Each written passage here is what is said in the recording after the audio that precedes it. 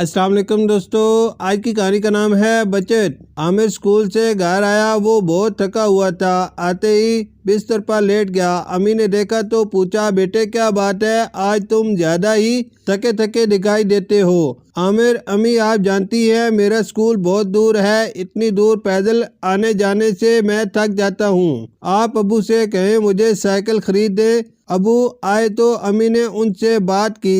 अम्मी, आमिर का स्कूल बहुत दूर है और वो इतनी दूर पैदल आते जाते थक जाता है, उसे साइकिल की ज़रूरत है। अबू, अभी मेरे पास इतने पैसे नहीं कि मैं साइकिल खरीद सकूं। साइकिल खरीदने के लिए बचत करना होगी। बचत करने के लिए घर के दूसरे खर्च काम करना पड़ेंगे। अम्मी, आप हर महीने कुछ पैसे बचाकर बैंक में जमा कराते हैं, इन पैसों से साइकिल खरीदी जा सकती है। अबू, वो पैसे थोड़े होंगे, हमें कुछ और पैसों की जरूरत होगी। आमिर ने यह सुना तो परेशान हो गया।